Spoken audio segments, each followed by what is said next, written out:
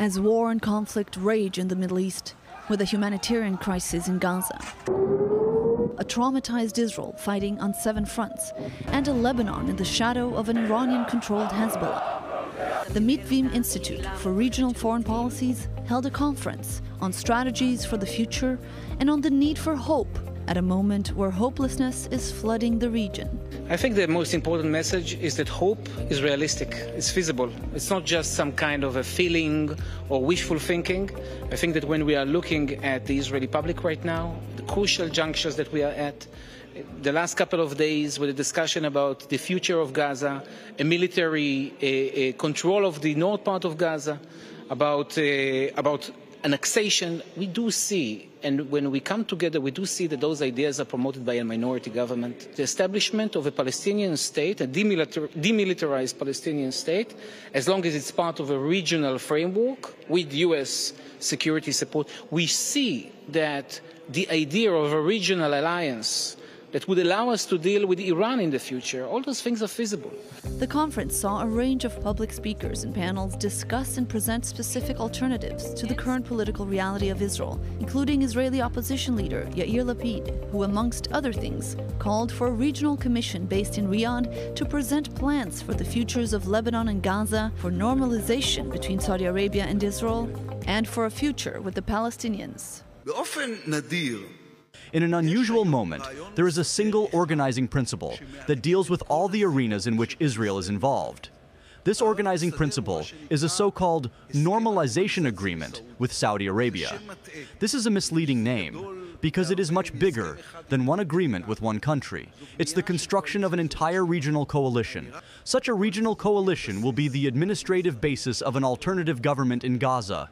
It will assist with the rebuilding of the Lebanese army so that it will stand between us and Hezbollah in the north. It will be a military and economic alliance that will deal with the series of threats that Iran poses, from its nuclear program to the activity of Iranian proxies, from Yemen to Iraq.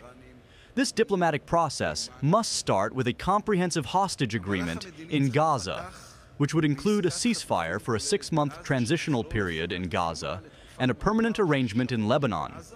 Israel will announce that it has no intention of settling Gaza or staying for years in southern Lebanon, but it reserves the right to defend itself by force beyond its border.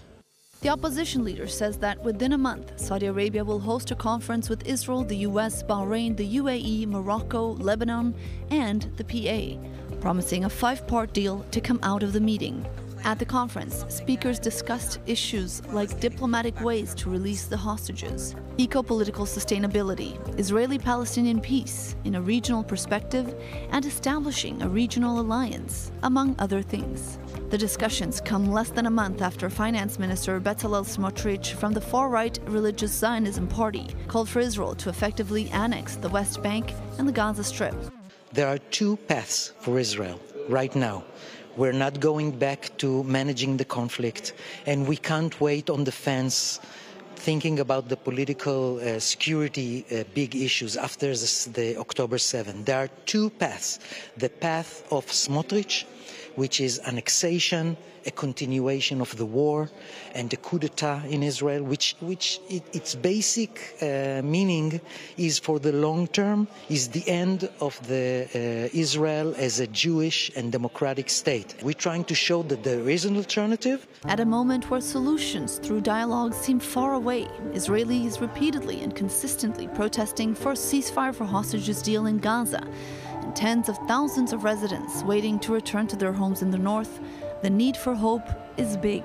This is the pillar of how we can continue to create change. Without hope, we have nothing. We have no reason to wake up and continue doing what we're doing.